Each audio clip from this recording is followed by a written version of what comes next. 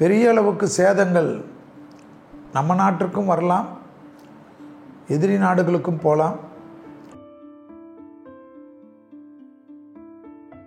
கடல் கடந்து தொலை தூரத்தில் இருந்தாலும் இதே பாதிப்பு தான். திருப்பி பாதிப்புகள் வரும். மக்களுக்கு இந்த விலைவாசியில் பார்த்திங்கன்னா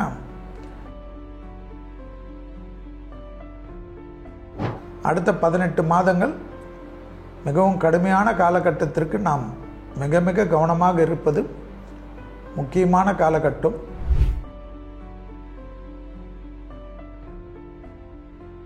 சூரியன் FM நேயர்களுக்கு இனிய வணக்கங்கள். ஒரே பரபரப்பு. போர் வரும், பிரச்சனைகள் வரும், எல்லை நாடுகளுடன் பெரிய பாதிப்புகள் வரும், தீவிரவாதம் வரும் எல்லாம் நாம் சொல்லி கொண்டிருக்கிற சமயத்தில் இதெல்லாம் ஜோதிடர்கள் எப்பொழுதும் சொல்வது தான். இதெல்லாம் எங்கே வரப்போகுது என்று எல்லோரும் நினைத்தார்கள். ஆனால் கடுமையான தீவிரவாத தாக்குதல்கள், மனிதாபமற்ற செயலால் கிட்டத்தட்ட எவ்வளோ பேர்கள் உயிர்களை இழந்தது. ஒரே ஒரு பதட்டமான சூழ்நிலை ஏற்படுத்திய காலகட்டத்தில் 7/5/2025 அதிகாலையில் 1:45க்கு நம்மளுடைய இராணுவம் போய் தாக்குதலை நடத்தியுள்ளது. இந்த காலகட்டமெல்லாம் கணக்கில் போட வேண்டும். இந்த யுத்தத்தால் என்னென்ன பாதிப்புகள் வரும்னு பார்க்கணும். காலசர்ப யோகத்திற்கும் காலசர்ப தோஷத்துக்கும் உண்டான காலகட்டம் இது. இது அடங்கவே அடங்காது. கொஞ்சம் கம்முன்னு சரியாயிட்டு திருப்பி திருப்பி பிரச்சனைகள் வரும். யார் பெரியவர், யார் முக்கியம், யார் முதலில் என்று ஒரு போட்டி எல்லாம் ஏற்படும்.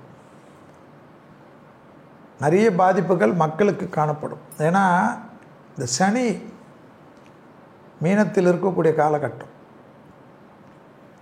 அதனால தான் நான் ஏற்கனவே நிறைய வாட்டி சொன்னது, இயற்கை பேரிடர்கள், நிலநடுக்கங்கள், மழை வெள்ளத்தால் பாதிப்புகள், பஞ்சபூத பாதிப்புகள், மனிதனுடைய வக்கர புத்தி தான் பெரிய பாதிப்பாக இருக்கும்.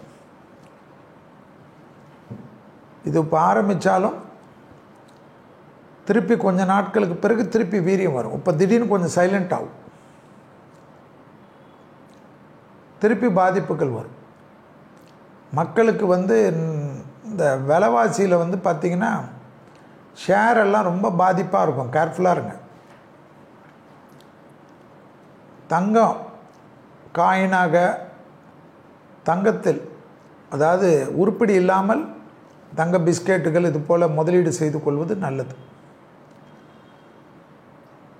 ஏதாவது பெரிய ஒரு அமௌண்ட் இருந்தால் எல்லாத்தையும் எடுத்து முதலீடு செஞ்சுட்டு அப்புறமா ரொம்ப கஷ்டப்படாமல் கொஞ்சம் கையில் வச்சுக்கணும். எமர்ஜென்சிக்கெல்லாம் தேவைப்படும். குறிப்பாக அடுத்த ஒரு 18 மாதத்துக்கு தொந்தரவு இருக்கும். நிறைய வரிகள் இன்னும் அதிகமாக இருக்கும். ஏற்கனவே வரி சமாளிக்க முடியல. இதெல்லாம் நீங்கள் ஞாபகத்தில் வச்சுக்கணும். பெரிய அளவுக்கு சேதங்கள் நம்ம நாட்டிற்கும் வரலாம், எதிரி நாடுகளுக்கும் போகலாம்.